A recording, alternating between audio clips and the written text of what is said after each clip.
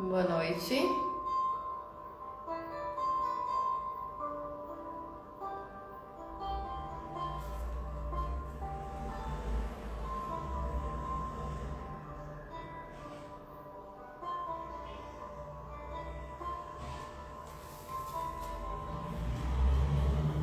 Hoje nós vamos falar sobre a recuperação de ativos na seara do produtor rural. Vamos aguardar um pouquinho, a Débora deve estar entrando. Boa noite, Thaís, tudo bom? Obrigada por entrar em nossa live.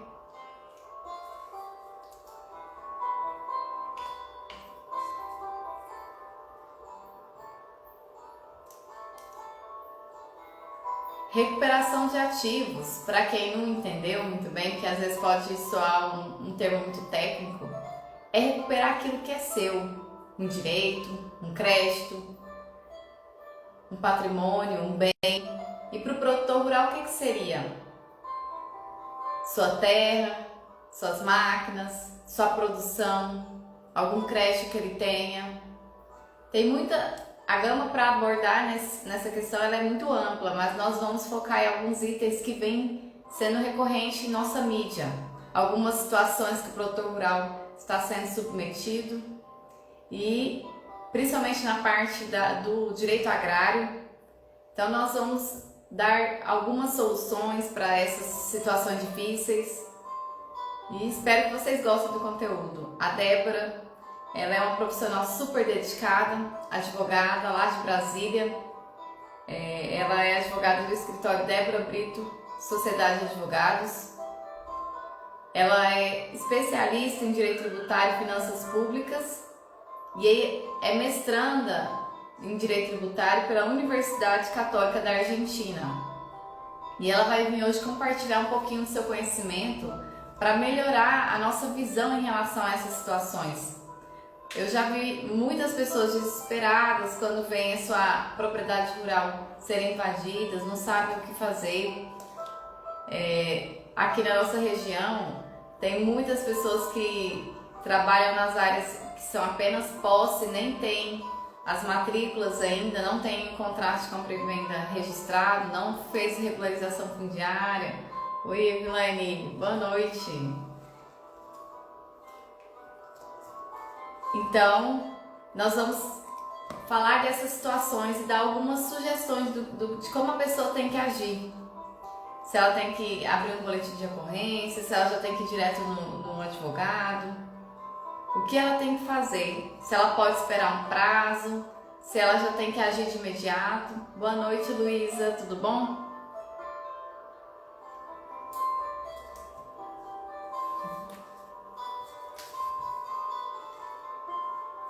Estou fazendo a introdução aqui da temática de hoje porque recuperação de ativos, muitas vezes as pessoas não entendem o que é. E até a live de hoje era para ser outro assunto, mas quando a Débora publicou lá que ela tinha definido o nicho do escritório dela, eu achei muito bacana. E como tem muito a ver com a parte do produtor rural, que tem a maior parte do que tem ele são bens dele, né? São ativos. A atividade rural ela é toda em volta de ativos, a produção, a terra, o maquinário, algum crédito que ele tem com alguma empresa, tudo são ativos. Então assim, é muito linkado com o proprietário, com o produtor rural. E aí eu sugeri para a Débora para a gente trocar e ela achou super bacana, até porque o escritório dela é especialista na recuperação de ativos. Boa noite, Ju! E nós estamos aguardando ela já vai entrar, ela já me acenou que ela tá pronta. Vamos só aguardar. Boa noite, Carol. Eu fico muito feliz de vocês estarem aqui porque essas lives elas são preparadas com muito carinho para realmente trazer essas discussões para o produtor rural, que é uma área que, apesar de estar muito em voga, o agritop e tudo mais, ela ainda é muito desamparada na questão de profissionais especializados na área. E muitas vezes as pessoas só estão, às vezes, querendo ganhar dinheiro, sem realmente estar preocupado em melhorar a realidade daquele produtor rural. E como a gente fala, o produtor rural, a produção rural, a atividade rural na realidade, ele envolve muitos sentimentos, muito apego. Às vezes as pessoas estão ali porque elas realmente amam, ou às vezes elas viveram a vida inteira naquela situação e não enxerga outra opção para ela, né? Até tem uma frase que se fosse fácil morar no campo, tava todo mundo morando no campo. Não é fácil, né? Por que teve esse êxodo rural tremendo com a Revolução Industrial e depois nunca mais parou? Porque realmente a cidade é muito mais confortável, tem mais opções, mas o campo, apesar dessas dificuldades todas, ainda é uma excelente fonte de renda. E como eu disse, às vezes é uma coisa que a família faz há anos e a pessoa não tem outra opção. Só que se ela não se renovar e não ficar atenta à legislação atual, às normativas que estão sendo cada vez mais rígidas na parte de fiscalização, ela não vai se tornar sustentável. Tem muitos produtores, tem muitas fazendas que não são lucrativas e eles nem sabem disso. Eles até dividem o produtor rural em 3 categorias. Aquele que tem prejuízo não sabe, aquele que tem prejuízo e sabe, e aquele que tem lucro na atividade. E assim, a maior gama das pessoas hoje tá na 3ª categoria, que foi a primeira que eu falei. Estão no prejuízo e nem sabem. Então, a gente tem que alertá-los, existem ferramentas de gestão para poder entender essa situação e poder traçar estratégias para modificar isso aí. E é isso que a Rural Organiza vem trazer e trazendo profissionais de diversas áreas, com temáticas diferentes, que a gente pode trabalhar aqui com o produtor. E se vocês tiverem qualquer dúvida, pode mandar perguntas que a gente vai tirando as dúvidas.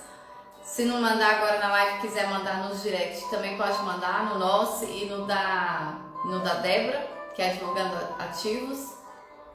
E é isso, vamos aguardar ela mais um pouquinho, ela já deve estar entrando. Eu vou até mandar mensagem para ela aqui no WhatsApp.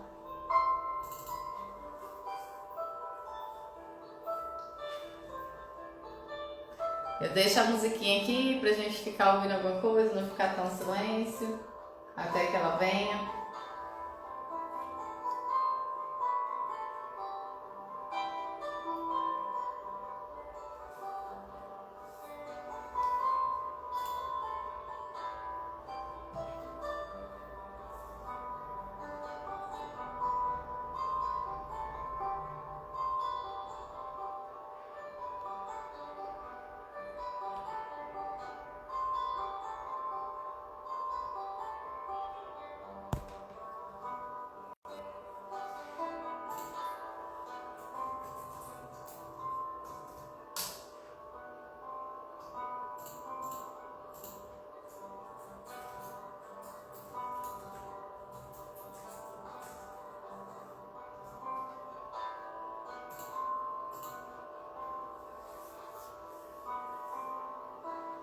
A Débora entrou aí.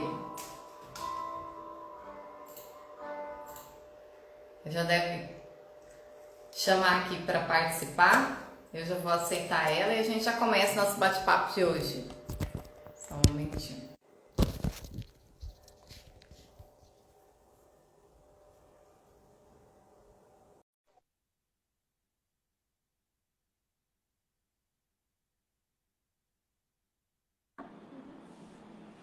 Olá, Boa noite. boa noite.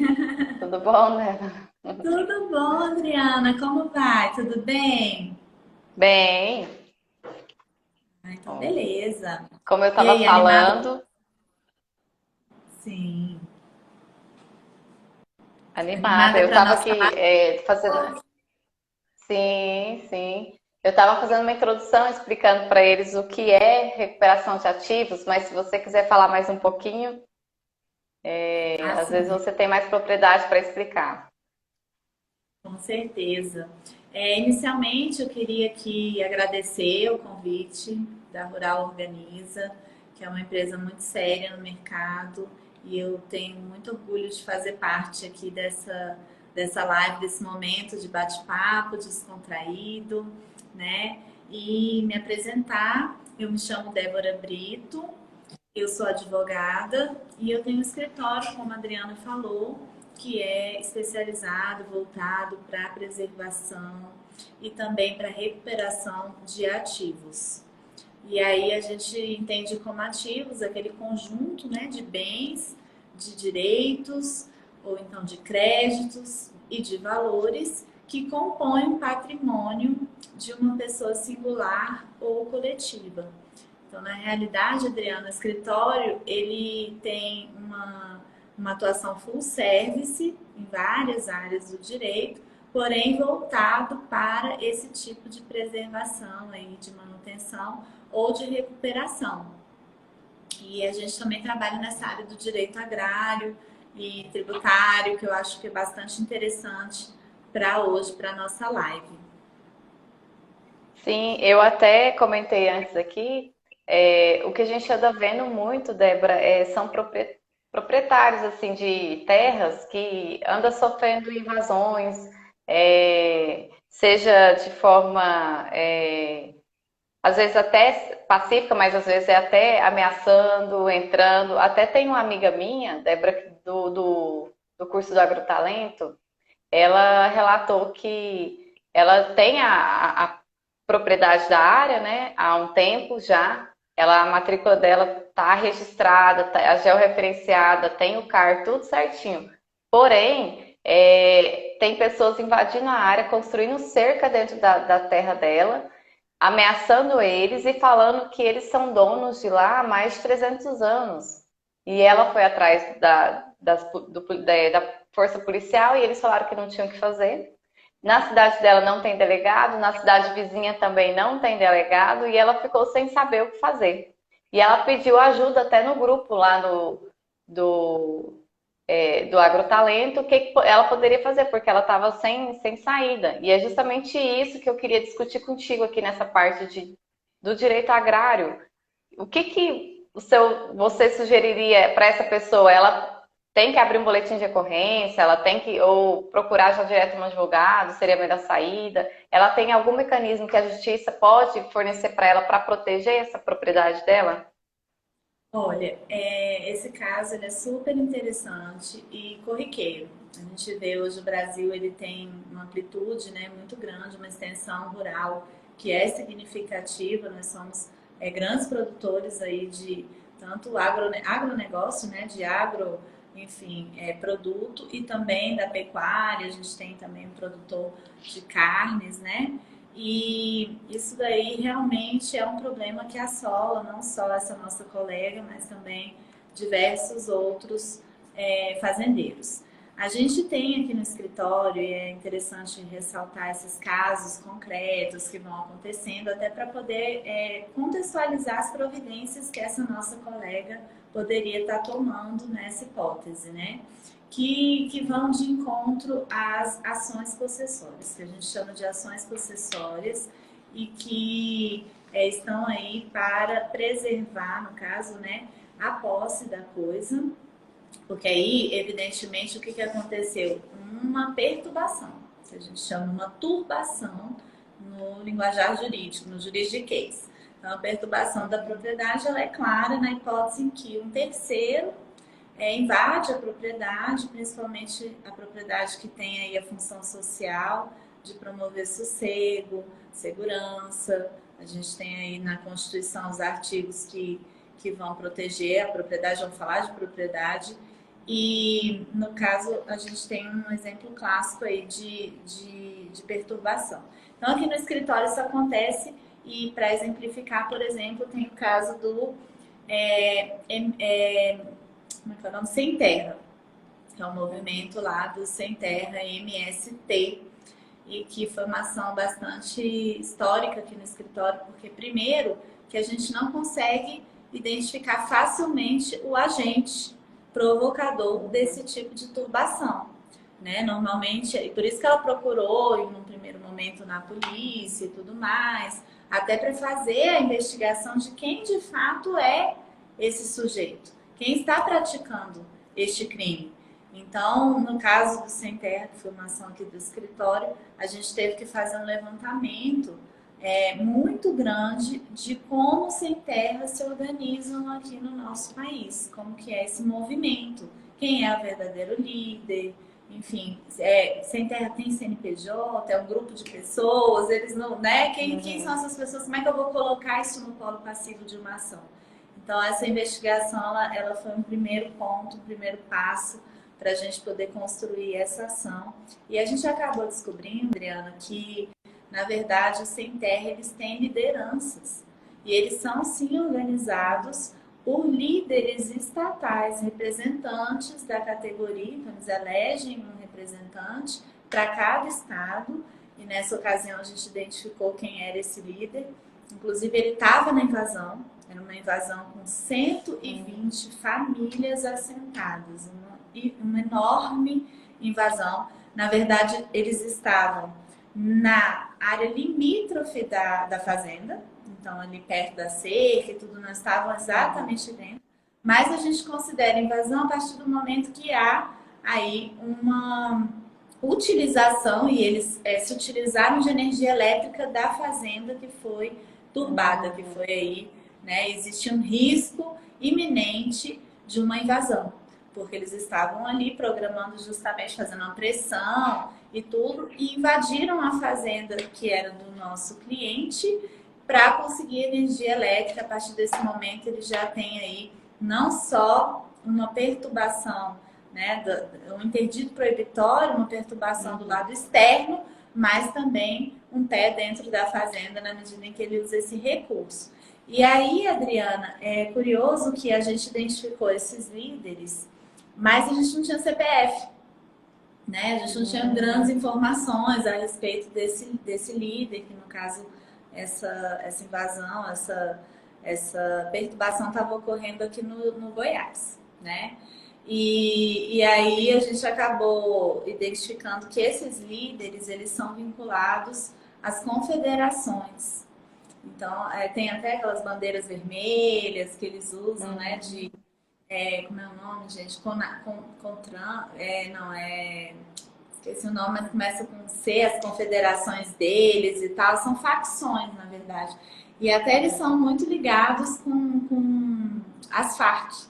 Eles têm um treinamento. E aí a gente foi um universo muito grande para descobrir a estruturação e colocou no polo passivo realmente essas instituições, né, que formam, são confederações vinculadas, acho que é CONTRAN, né? Depois você dá uma olhadinha aí para mim, que é o nome para a gente contar para os nossos seguidores, porque esse assunto é super, né, interessante. E eu acredito que muita gente pode estar passando por esse tipo de situação, principalmente agora que a gente tem aí, né, uma pandemia e muita gente, enfim, precisando aí de abrigo, né?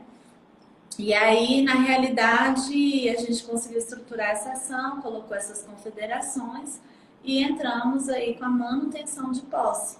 Porque existem 3 possibilidades aí jurídicas, que com certeza uma delas vai se encaixar provavelmente no caso dessa nossa, dessa nossa, não sei se ela é nossa seguidora, mas que ela faz parte do grupo de WhatsApp, né? Dessa nossa consulente aí, vamos dizer assim.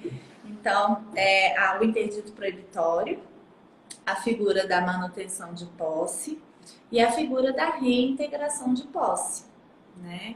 E aí, no caso, interdito proibitório é quando eu tenho uma ameaça de invasão, mas a invasão ainda não ocorreu.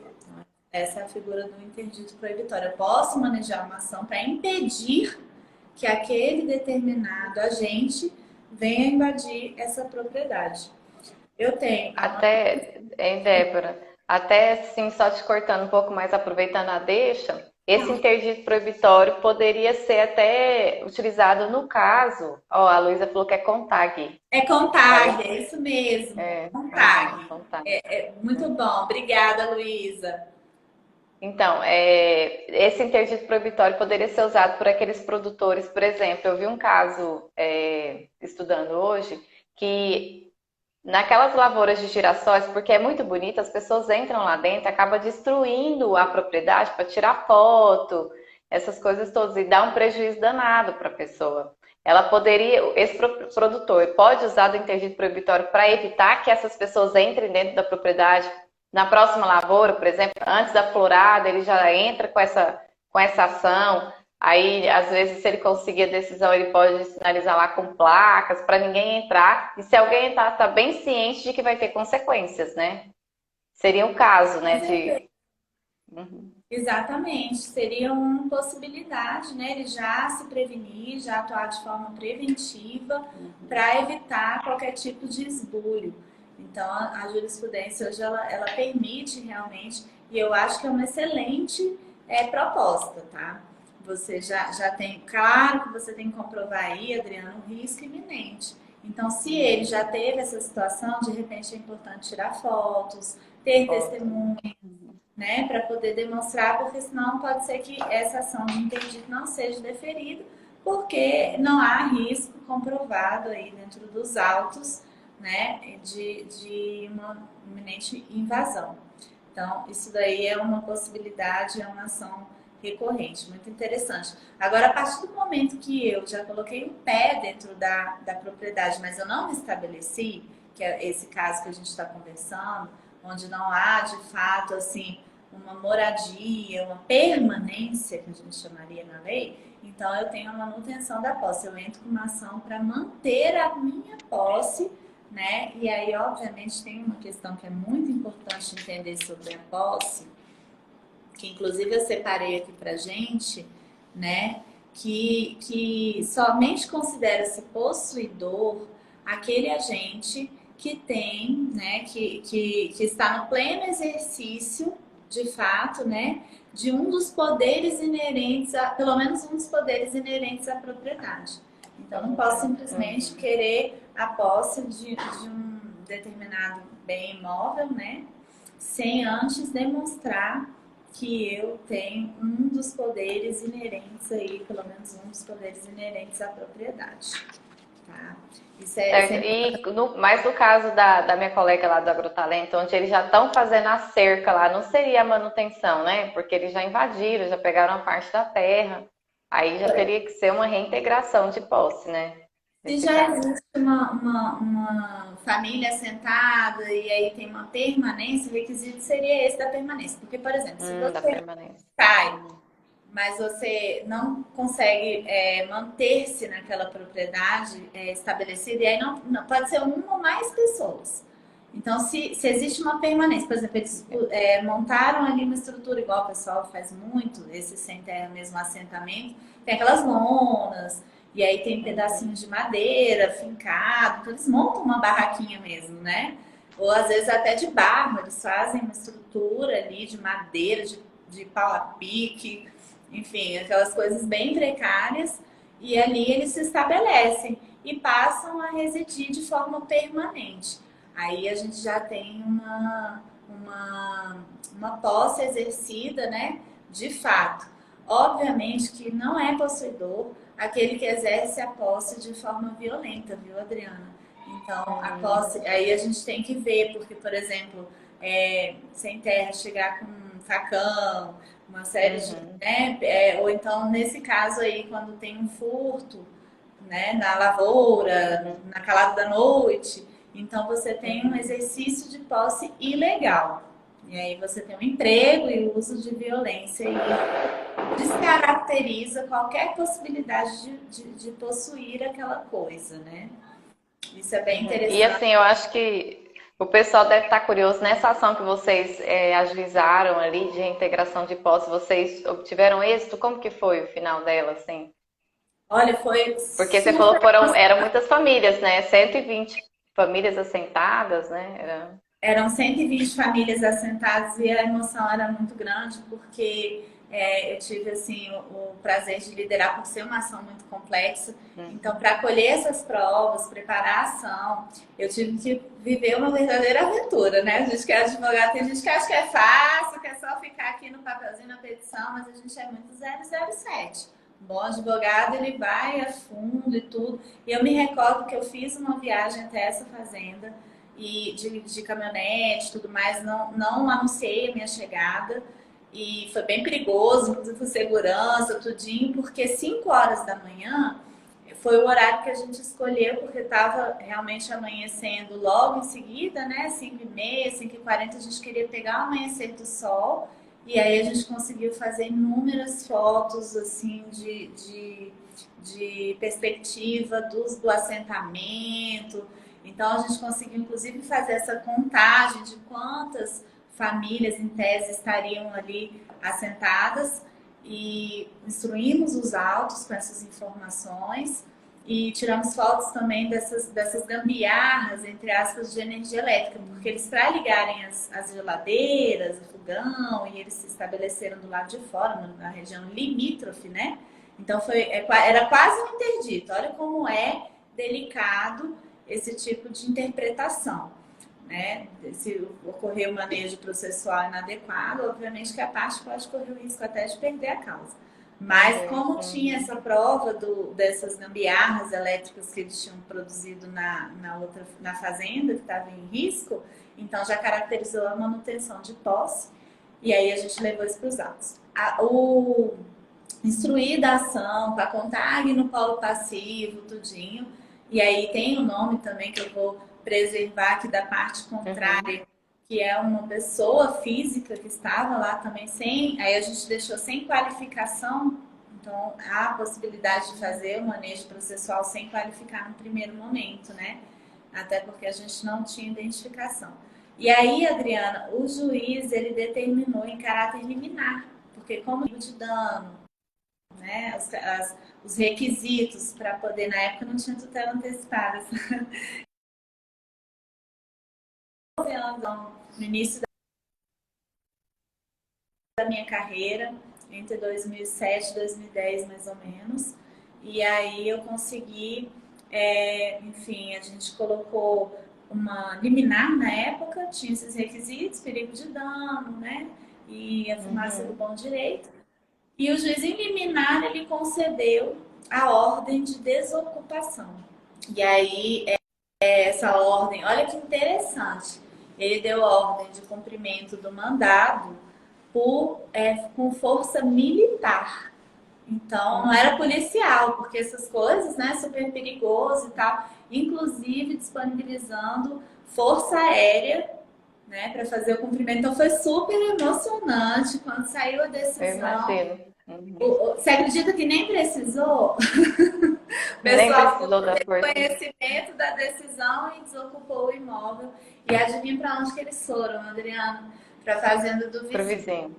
Para o vizinho. Esse pessoal. E aí eu acho interessante a gente falar também que muita gente não conhece a questão do sem terra e tudo, mas eles fazem esse tipo de invasão pacífica, entre aspas, né? Porque não teve emprego de violência, justamente para chamar a atenção do INCRA, porque existe uma lista inclusive é uma lista pública, enfim, um cadastro público que pode ocorrer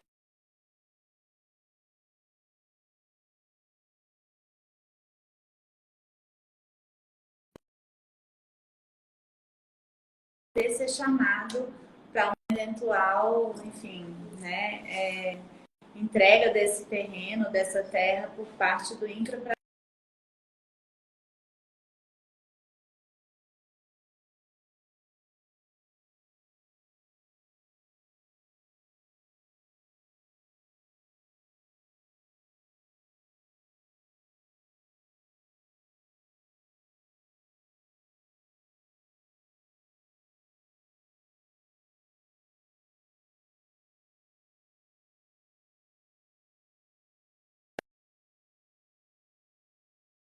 joalheira. Oi, tá me ouvindo agora, Débora? Eu tô ouvindo. Gabriela que me auxilia, que tá me passando sim também como é que tá. Parece que o seu tá travando um pouquinho, Adri. Eu acho que deu uma cilada. Não tem problema. Vou aproveitar aqui para mandar um beijo para alguns seguidores que estão aqui conosco. E a Pri Vier, especializada, ela é uma excelente profissional. Beijo, viu, Pri, para você. beijo para a Soraya, também falo que é uma grande amiga, queridíssima, tem imobiliária aqui. O Franco tá sempre minha.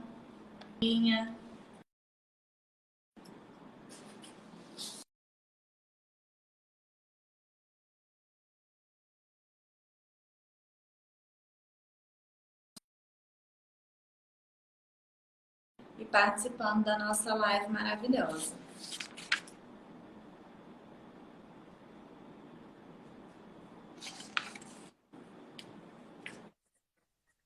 Agora voltou para mim. Voltou. E eu tô bem aí para ti? Tá? Uhum. Agora eu tô te ouvindo bem. Uhum. Parece que agora deu uma estabilizada. Então, Tá, um Débora, beijo aqui. Vai que o eu pessoal vi. escuta, né? Mas tem muita gente Eu querida que também. acompanha a gente. Mas vamos lá.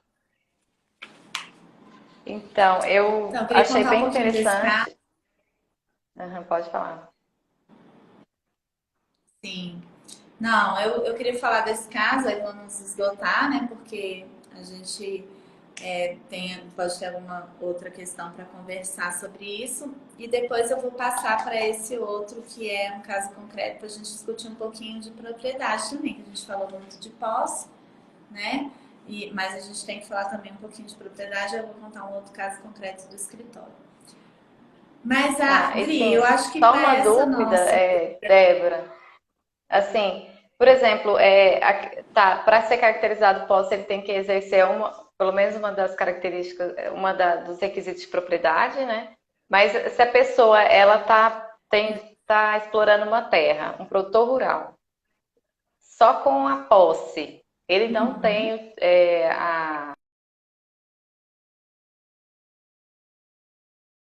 ele pode usar dessas ações possessórias, se caso ele tiver alguma perturbação da posse, ou não, só se ele for o proprietário de fato daquela área ali. O que acontece. Opa, agora sou eu. O que Uhum. acontece é o seguinte, é que os poderes inerentes à propriedade, por isso que tem a questão do uso capião, né? Que eu falar sobre isso. Ele vai um pouco além do social da propriedade. Então, 5 anos. Sim.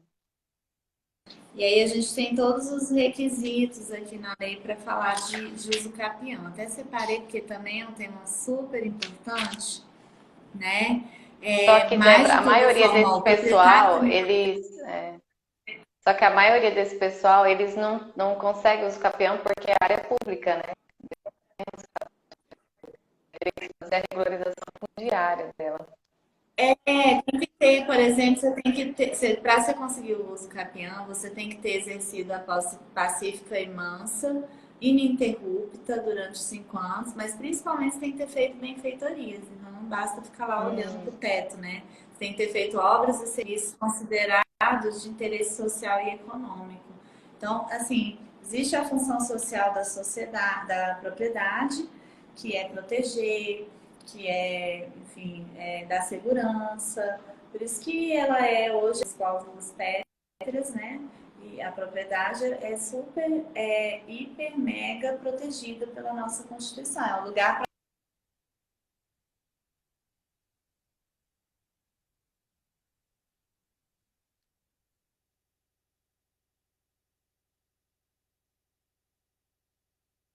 hipóteses aí, que ela perde a função em detrimento de um possuidor. Mas algo que é importante, que eu acho que é o que você quer saber, é a respeito da pessoa que quer a reintegração. A gente falou de interdito proibitório, falamos de manutenção de posse, mas assim, o que eu posso fazer de reintegração da minha posse? Primeiro você tem que ser o possuidor para você, né, o proprietário, aí no caso, possuidor e proprietário. Possuidor que eu digo é porque tem o direto e o indireto, né? Uhum. Então, o Uhum. possuidor direto é aquele que está e tem o indireto. Às vezes é ali o proprietário. Então, você tem que ter tido em algum momento essa posse e você tem que ter o domínio da coisa, obviamente. Em tese, para você conseguir reintegrar aquilo que, de fato, você está almejando, você tem que ter perdido essa coisa, que a gente chama de direitos reais, direitos da coisa. Então, em algum momento aí você tem que ter perdido essa coisa, seja do ponto de vista da posse, porque existem, como você está colocando para mim, imóveis que sequer são registrados no cartório, por exemplo, né?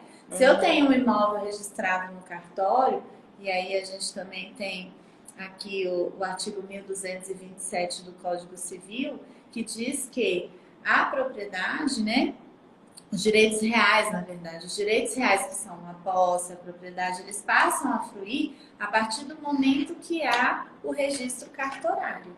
Então, assim, isso é o ideal. Agora, o que as pessoas fazem de forma fora, não vou nem colocar assim, fora do que é o designado, o que seria o mundo ideal, né? E o STJ, o STF reconhece também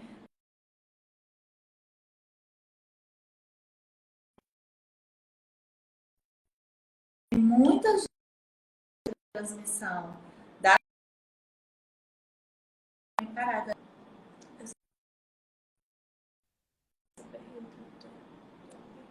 Então, Débora, e aí a Luísa pergunta ali, ó, que se tem alguma limitação territorial para os capião. A limitação territorial na realidade, como vai ter uma benfeitoria, tá? E aí você tem ali uma propriedade em si, então não há uma delimitação, né? Não tem como você definir, é indeterminado. Enfim, a latitude, a longitude, mas em tese você vai estar ocupando aquela terra de acordo com o histórico, vamos dizer assim, que é igual a gente está falando, né? Tem a posse, que ela é exercida a partir de uma compra e venda, ou de uma. Porque existe aí a permanência. Então, a partir de uma permanência, você pode reivindicar a posse.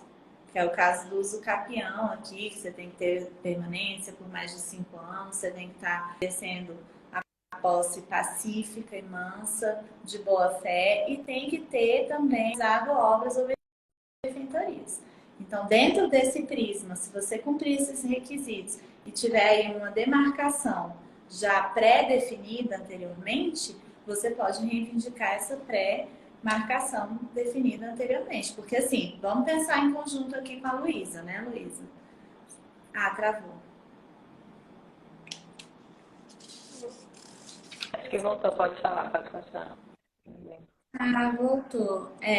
Porque o que acontece? A gente tem que pensar o seguinte: as propriedades, enfim, as áreas, sejam elas rurais ou privativas, elas têm um registro mínimo, né? Uma demarcação, vamos colocar assim. Existe uma demarcação das terras e não tem como você dizer, né, ou construir uma fazenda, digamos assim, uma edificação, uma obra, para atingir todo o território de não sei quantos mil quartos. Seria uma casa de 5.000 quartos. E mesmo assim, né, seria uma coisa muito fora da realidade. Então, o fato de você ter uma edificação menor, né, não quer dizer que você vai poder reivindicar aquele metro quadrado que você se instalou. Você pode fazer uma reivindicação de uma área extensa. É isso que diz o artigo aí, que é o 1228, né? Parágrafo 4º. Depois a Luísa pode dar uma olhadinha. Uma área extensa, mas não tem aí O que vai ser levado em consideração é realmente a demarcação. Então, se tem um contrato de compra e venda, ele deve ter a topografia do imóvel, latitude, longitude, nas escrituras públicas tem, né? Toda essa demarcação da área rural. E Débora, Tem mais uma pessoa perguntando. Ah, ela quis dizer. ela falou que quis dizer acerca da limitação de até 50 hectares, né? Sim. Aí deve ser algum entendimento jurisprudencial, Luísa, que eu teria que dar uma olhadinha para a gente poder responder isso com mais precisão e tudo mais. Com certeza a jurisprudência deve ter encontrado um limite para a coisa não ficar, porque senão imagina também se a gente fosse parar para ver uma pessoa que ocupa uma área pública, né? Depois ela vai reivindicar o uso capião dessa área e aí ela vai querer o estado todo, né? Então aquele município todo. E isso daí, obviamente, tem uma limitação. É uma área extensa, mas não é também uma área indeterminada ao ponto de ocupar, enfim, um estado todo, um município todo, né? Então, com certeza, deve ter até uma boa para a gente dar uma olhada aí na jurisprudência e ver como é que tá, se tem algum entendimento divergente também nos estados e tudo mais. Ela falou que está Aí, no Adriana, artigo tem uma outra. 1239, né, que trata do uso capião na zona rural. Mas essa limitação, ela existe sim, e ela deve ser justamente para obedecer à função social da propriedade, né? Porque é isso que você falou. Se fosse ilimitado, né, não é muito fácil a pessoa ir lá ocupar uma terra de outra pessoa e começar a construir ali e depois reivindicar, né? Depois do prazo exigido em lei, reivindicar, né, a área integral da pessoa, porque tem o que a gente vê depois que veio a questão da reforma agrária é que o que tem se evitado é o latifúndio, né? Então, assim, Sim. e se eles fossem usados do capião para conseguir essas áreas existentes, ia estar totalmente contra o que a Constituição prega, né? O que a questão da reforma agrária prega. Então, assim, a lei já até estabeleceu, né, os 50 hectares lá. Exato, é um limite, porque esse artigo 1228, no parágrafo 4º, ele não estabelece, né? Então, realmente, deve ter sido um Mas tipo... tá no 1239, porque trata específico da área rural, né? Ah, tá no 1239? 39. Tá ótimo, com certeza. Aquele que não sendo proprietário do imóvel rural urbano, possuindo 5 anos ininterruptos. Exatamente, tá aqui. Não superior a 50 hectares. 50 hectares. Do trabalho. Excelente, obrigada, Luísa, pela dica aqui para a gente poder ficar atento nesses casos aí da marcação. Então, tá, não é justo. Mas o brasileiro que é brasileiro vai pegando o CPF do filho, CPF da esposa e vai pegando tudo, né? E tá na lei, que é muito mais fácil pra gente, né? Excelente. E tem até um outro aqui, o 1240, falando também de área urbana, metros quadrados por 5 anos. Também tem uma limitação, pelo visto, para o imóvel outro aqui, né? De área urbana. Então é muito legal, essa área de uso capião é muito interessante. Mas você sabia, Adriana, falando em uso capião, Paulo Liz e todo mundo, que existe uso capião de vista? A pessoa que vai ocupar a vista, enfim, constrói um prédio, você tem a posse daquela.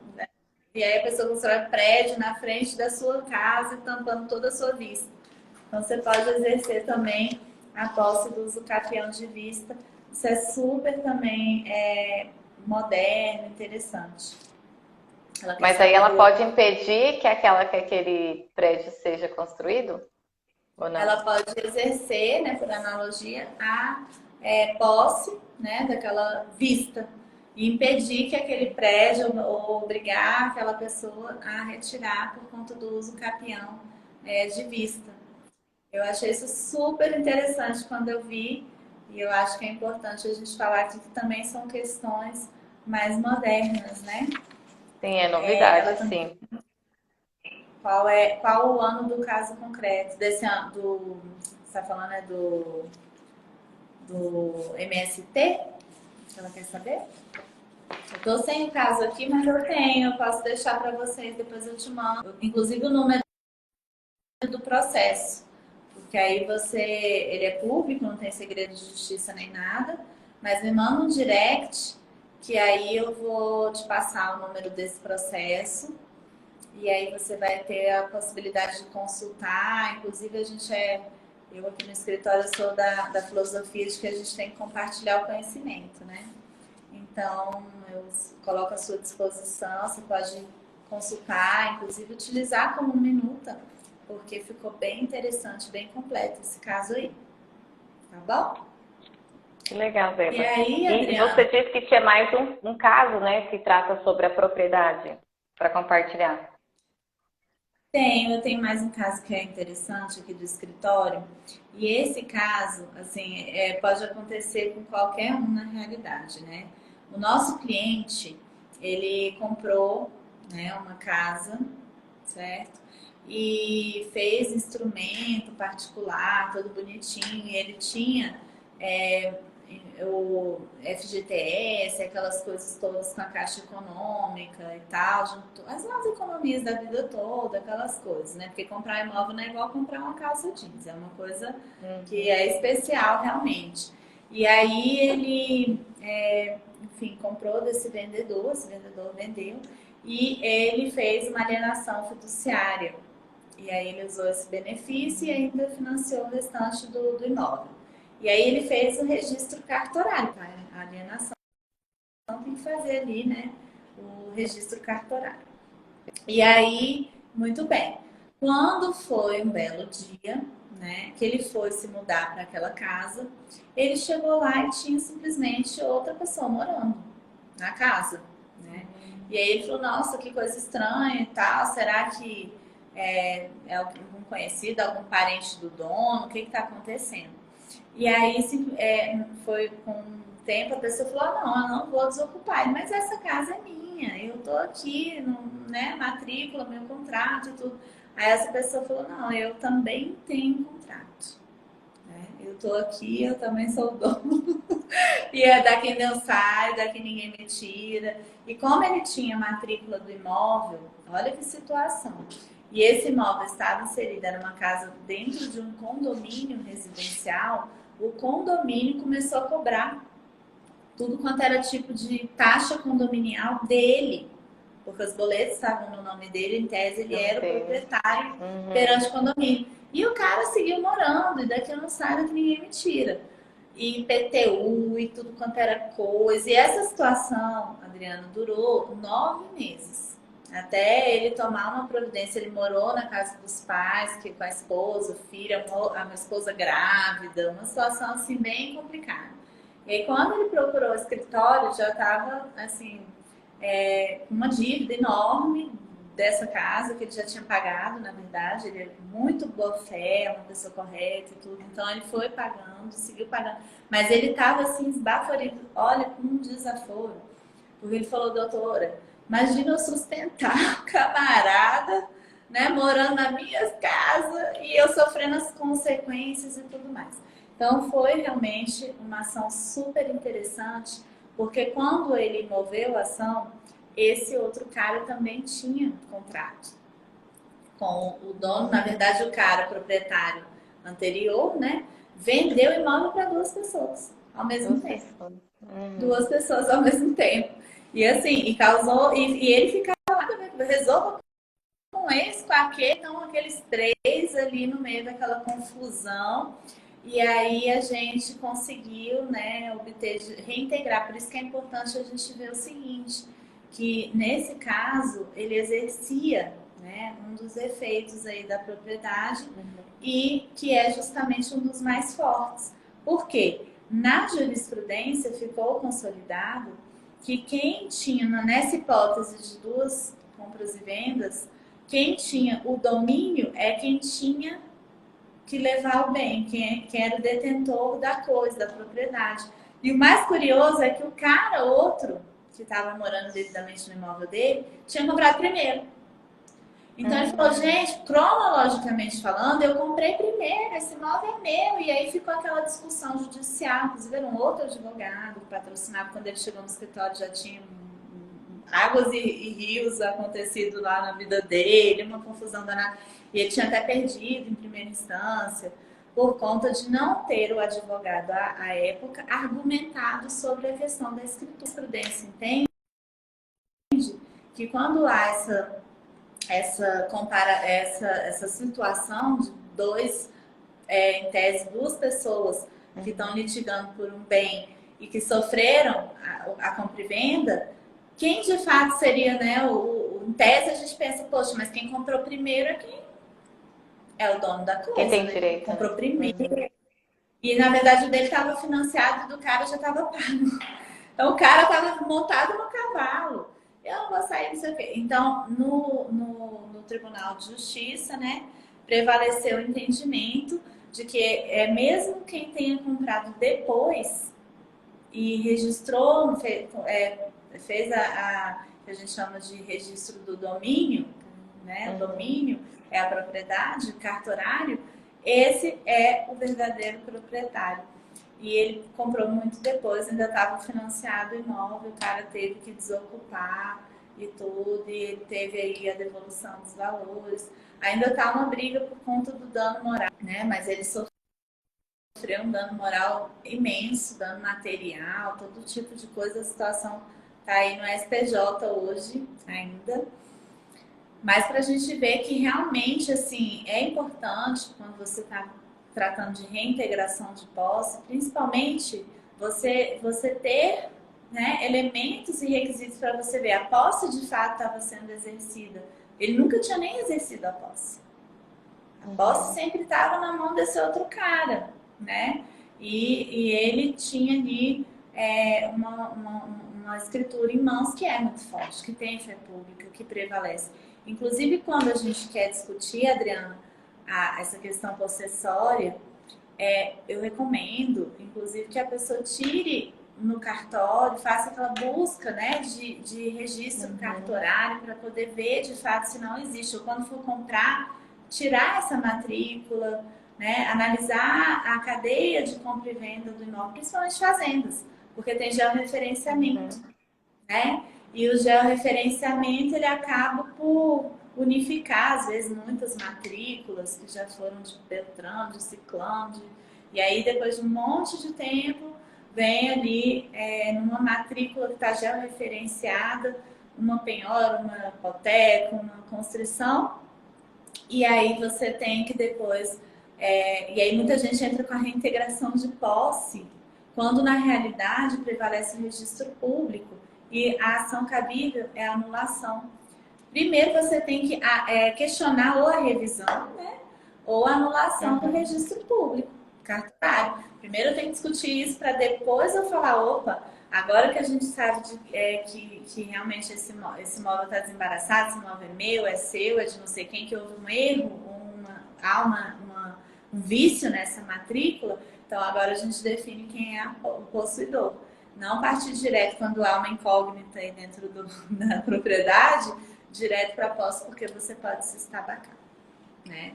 Então, E esse caso seu, Débora, ele é ótimo porque demonstra que, assim, as pessoas formalizam, né, o registro do documento, né, cartório e tudo mais, e graças ao judiciário tinha obrigado a fazer isso. E o outro não, né? O outro não se preocupou.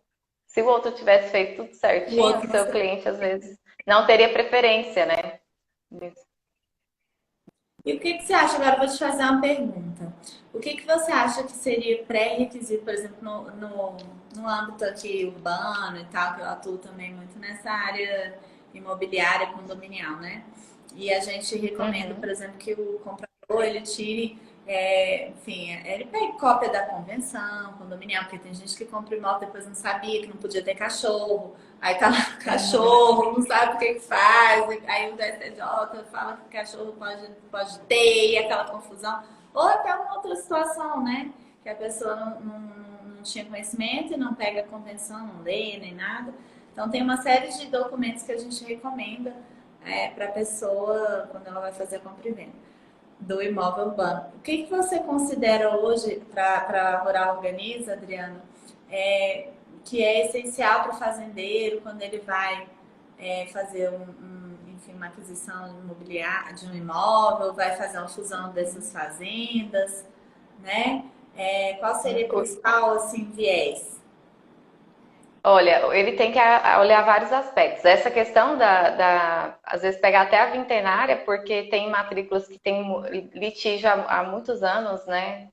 Então ele tem que pegar uma vintenária para saber até a distribuição disso aí. Tem que verificar o CAR, tem que verificar se o CAR está validado, se não tiver, se não tem nenhuma sobreposição, porque às vezes é georreferenciada, né?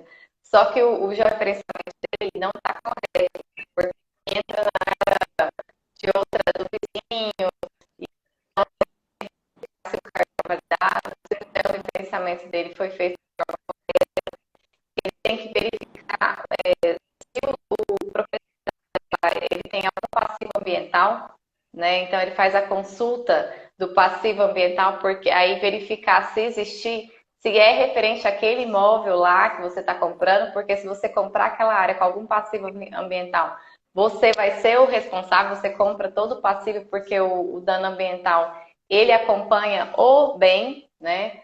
Então, assim, é importante fazer, além da consulta no cartório, verificar a questão do CAR, se ele está validado, se já o referenciamento dele está ok, a parte ambiental também. Então, assim, é o básico que tem que ser feito. Até porque tem uma série de exigências, né, legais e tudo para a parte. Pode um fazendeiro, por exemplo, ele explorar toda a terra e tudo mais, ou ele tem as questões, tem aquelas áreas que são de proteção ambiental que não pode, né? Tem a reserva legal, né? Que dependendo da região, ela pode. A Amazônia é 80%, o Cerrado aqui da transição ele é 35%, e as demais, a maioria é 20%. Então, assim, essa área tem que reservar. E se ele não tem, ele tem as formas de fazer compensação, né? Ou você arrenda ou serve como área, você compra aquelas cotas de reserva ambiental para você explorar. Porque às vezes o imóvel que você comprou, ele já está todo aberto, você não. E ele é totalmente produtivo. Você não vai fazer aquela regeneração, reflorestamento da sua área. Nem compensa, né, economicamente. Então você mantém, explora ele em todo e faz compensação em outra propriedade, né? E tem que reservar, tem as APPs também. Tem que preservar as APPs. Então, assim, é o mínimo que tem que ser feito. Ele não pode sair explorando tudo. Se ele estiver abrindo a área, ele tem que preservar a PP e a reserva legal. Porque se ele não fizer isso, lá na frente o CAR dele não vai ser validado.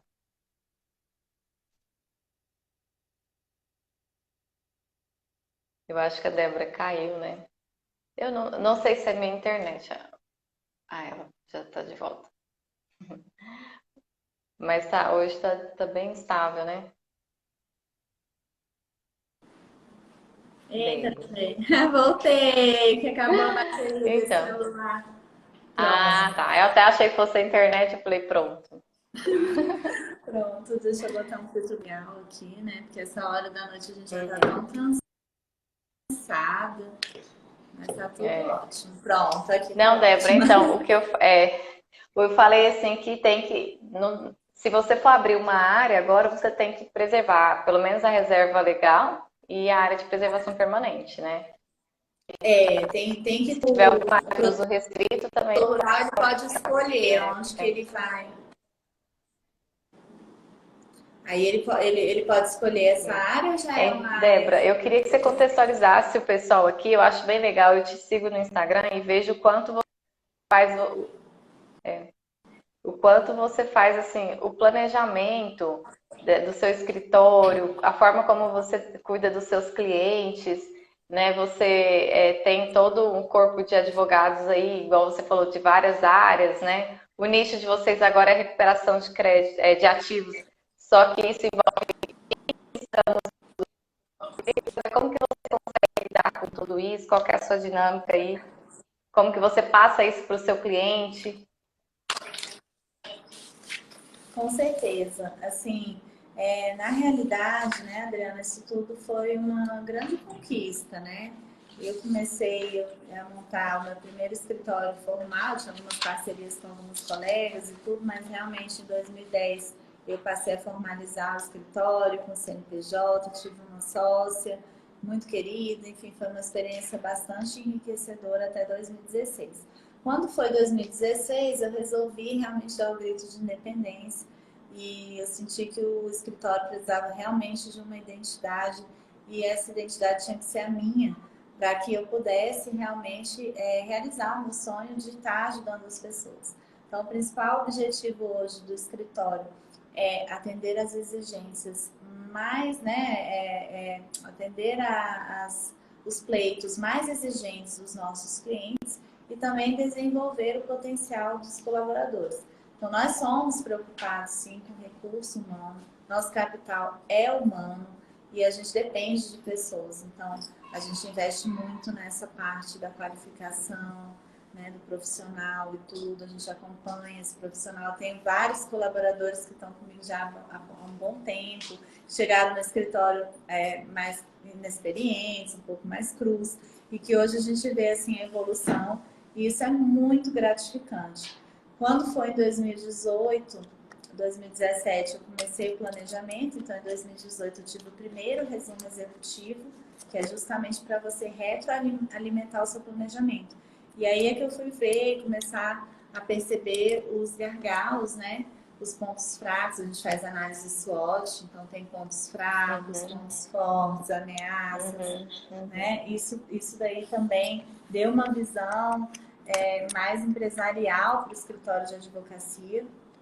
E aí foi quando realmente eu comecei a assim, aplicar essas técnicas, né? E eu vi, oh my God, realmente eu sou uma gestora. Hoje eu preciso, enfim, coordenar uma série de setores e de demandas que vão muito além do jurídico. E vou te falar que essa experiência ela é muito gostosa. Eu estou me descobrindo nessa área cada vez mais. A gente nunca sabe de tudo. Claro que eu preciso contar com apoio profissional para poder estar me ajudando nisso. Mas uma coisa legal do escritório, Adriana, sabe o que é? É que a gente assim tem o hábito de formar banco de advogados. Então, a discussão de casos, a gente semanalmente tem reuniões internas e a gente faz esse contraponto, né, que são técnicas realmente de interpretação jurídica, para a gente se colocar ali no papel de parte contrária. Então, isso dá uma noção muito grande do que vai vir lá de lá. Quais seriam as alegações, quais seriam as possibilidades do nosso adversário. E eu acho que isso também tem muito a ver com essas técnicas de, enfim, não tem nada de... É um pouco estratégico mesmo o trabalho jurídico. Ele não pode ser só voltado para a parte técnica, teórica, né? E a gente sabe aí acadêmica. Nós nos conhecemos no mestrado, então a gente está sempre estudando, né? Está sentado aí no banco da faculdade até hoje, né? Tô até com saudade do Buenos Aires, querida. Mas assim, realmente eu acho que é interessante a gente transmitir isso para o nosso cliente, essa cultura do serviço personalizado, onde ele se sente acolhido e compreendido, principalmente nos medos, nas dúvidas, nos anseios. É o nosso papel, a gente quer atingir esse cliente. E agora a gente afunilou o nosso nicho, né? Nosso nicho de atuação, ele é voltado realmente, porque isso foi uma descoberta para mim. Eu tinha um escritório que podia se chamar de full service na minha concepção, porque eu atendia diversas áreas, eu tinha profissionais. E a gente, quando começa, vai pegando uma série de causas dos amigos, dos familiares, aquelas pessoas próximas, né, que confiam no nosso trabalho. Mas quando eu, de fato, decolei, que eu fui realmente para o mercado, eu percebi que o escritório ele era procurado para esse tipo de coisa. Então, independentemente da área, se é trabalhista, se é agrário, como a gente falou, por exemplo, a reintegração de posses, as ações para manter a propriedade, na verdade, a gente está falando de um ativo da pessoa, né? De um patrimônio dessa pessoa. Então, quando eu pego a ação trabalhista e a gente vai discutir, por exemplo, as verbas rescisórias da pessoa, as comissões que ela não ganhou, eu estou falando de algo que ela deixou de ganhar. E eu preciso de recuperar, trazer aquilo para ela de uma forma a atender realmente o anseio, aquilo que ela foi prejudicada, aquele dano. Então, isso também representa um ativo para nós. Esse é o papel do escritório, né? A gente trabalha também com empresa de porte, a gente teve aí uma grande pandemia. Então, é um tema até para a nossa próxima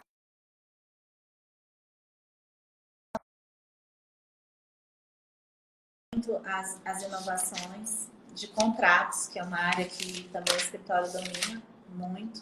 Então, por exemplo, tem a teoria da frustração do fim do contrato, que é extremamente interessante para a gente poder conversar. Tem a teoria do cumprimento da base objetiva do contrato, que são todas elas envolvem aquela questão do fato superveniente, né? Você entender aí também o contrato, que o contrato ele não é tão literal assim como a gente pensa. Pode existir uma interpretação um pouco mais abrangente, dependendo da situação concreta. Eu tenho até um exemplo para dar aqui para a gente já ir encerrando, que a coisa está mais ou menos, né? Avançando, tá um papo muito gostoso, a gente vai até se perdendo no tempo. Mas, por exemplo, para deixar aqui inclusive assim, uma reflexão que eu acho que eu quero chamar aqui o nosso seguidor para refletir, para pensar junto com a gente. Imagine você ali numa situação, enfim, vou usar aqui a coisa do cachorro, né? Um contrato que prevê, enfim, que as partes ali, mas que é proibido a entrada de um cachorro em determinado estabelecimento e as partes assinam aquilo e ninguém pode levar cachorro para lá porque elas combinaram isso. E aí, de repente, tem uma das partes ali, uma madame, que tem aquele cachorro maravilhoso dentro da bolsa Louis Vuitton, e ela quer entrar naquele estabelecimento, aí vem o porteiro e fala, mas nós temos um contrato onde a senhora assinou dizendo que não ia permanecer aqui com um cachorro. Então, a senhora, por favor, se retire com o seu cachorro, leve seu cachorro para lá e tudo mais. Ok, Playboy, tá entrando também, assinou o contrato dizendo que não ia com o seu pitbull ali naquele estabelecimento. E aí, enfim, ele vira pro animal e fala, não pode ter cachorro. Não, brincadeira. Ele vira pro Playboy e fala, não pode ter cachorro. Mas brincadeiras à parte, a gente adora os Playboys. O negócio é o seguinte, Adriano. Tá tudo certo até aí. Mas imagina você se chegar ao cego, né? Um cego com um cachorro guia. E ele também tem contrato e tudo mais, só que ele precisa de entrar naquele imóvel com um cachorro guia, com uma guia de cachorro. E aquilo não era uma previsão, né? Quando ele assinou aquele contrato, que aí vão dizer, mas ele tinha que saber que ali não pode. Mas aí você tem uma situação de um deficiente físico, né? Que ele precisa daquele cachorro para poder se locomover, para poder estar naquele lugar.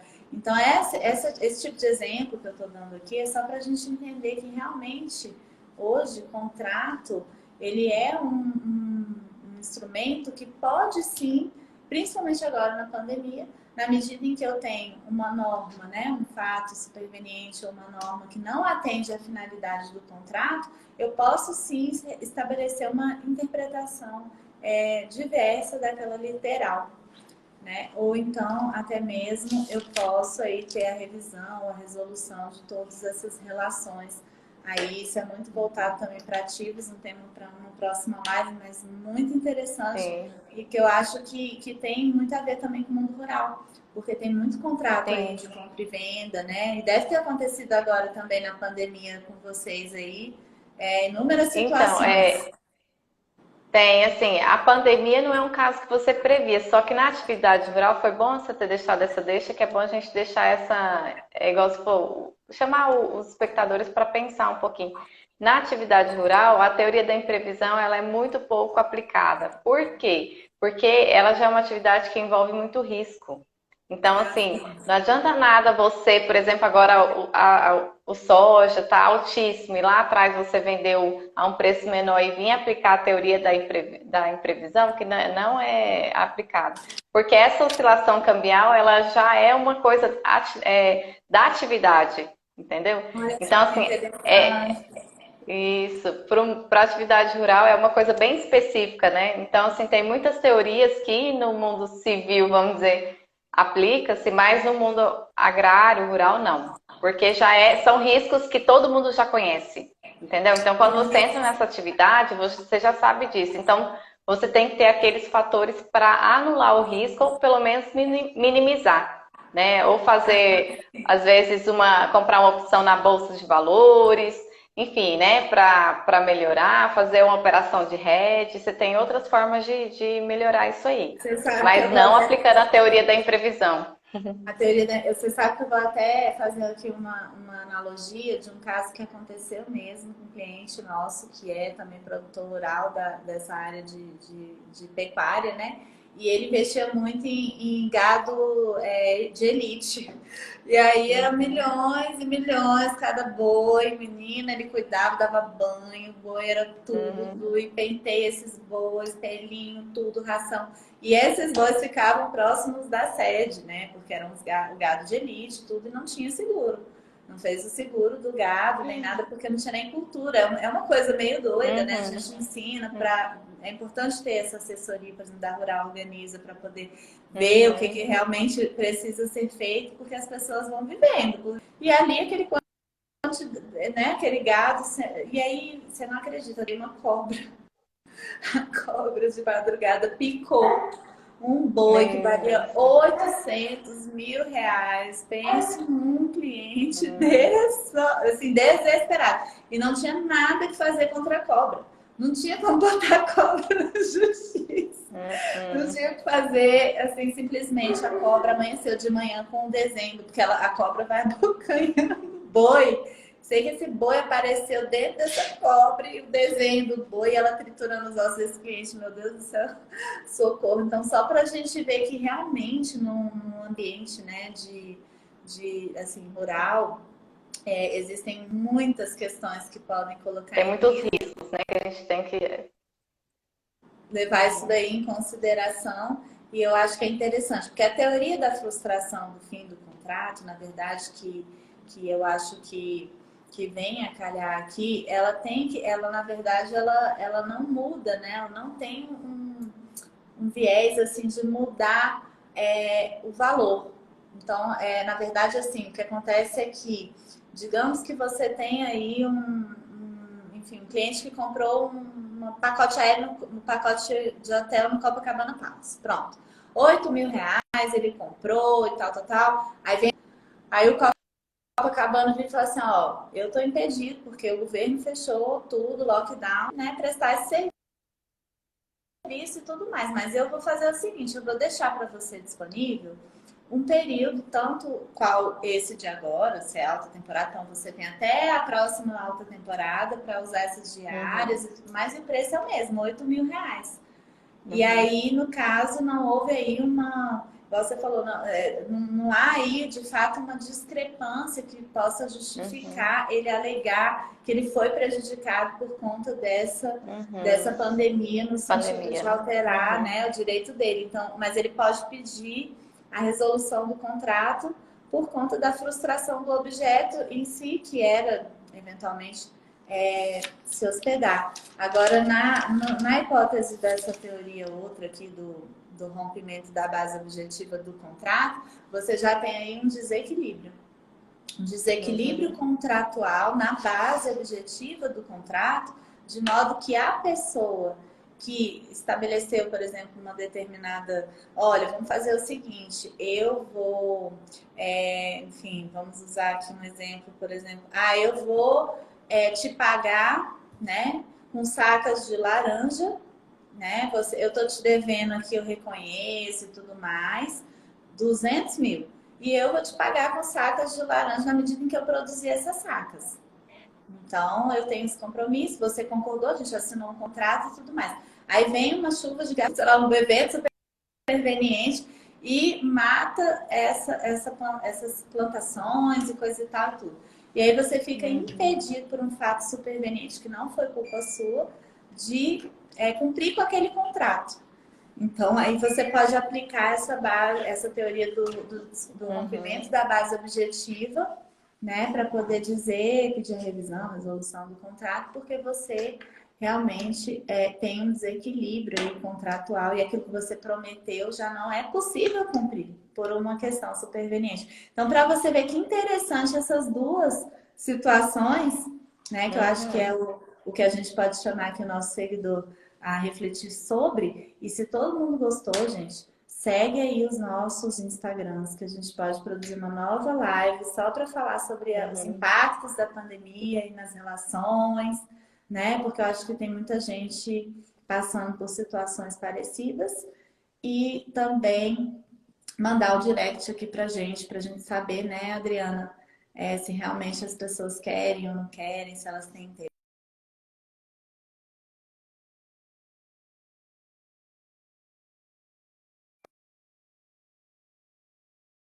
Aqui de quinta-feira. Cortou para você? Cortou um pouquinho, agora voltou. Eu tô aqui chamando os nossos seguidores. Primeiro a seguir os nossos Instagrams, porque assim, a Rural Organiza vem fazendo lives incríveis, né? Eu iniciei aqui agradecendo a oportunidade de estar aqui com a Adriana. Enfim, tenho escritório de advocacia, sou especialista em direito tributário, mas eu atuo interdisciplinarmente em outras áreas.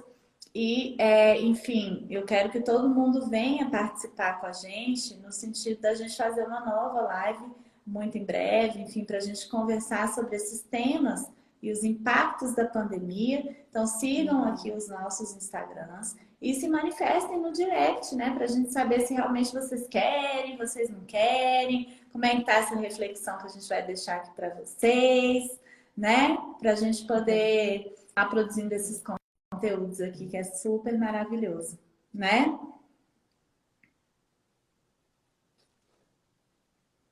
Sim.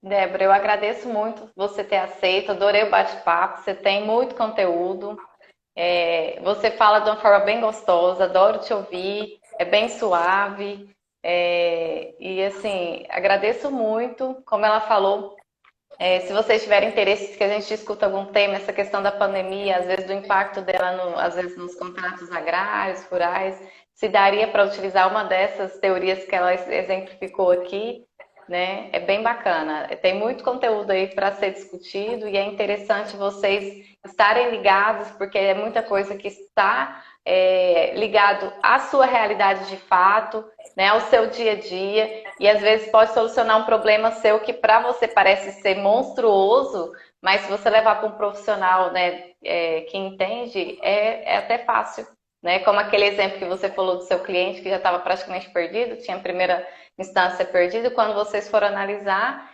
né, conforme o entendimento jurisprudencial, ele era o que tinha preferência naquela ação, né? Então é isso, gente. Brigadão de Com novo, certeza. né? Eu queria Fica mandar um com beijo Deus para todo aí, mundo que Débora. participou. Manda direct pra gente, viu? Eu vou responder todo mundo. A Adriana também vai responder todo mundo. Então, manifeste aí o seu comentário, pedindo pra gente, falando se quer ou não quer fazer uma nova live depois pra gente falar dessas teorias aí da pandemia.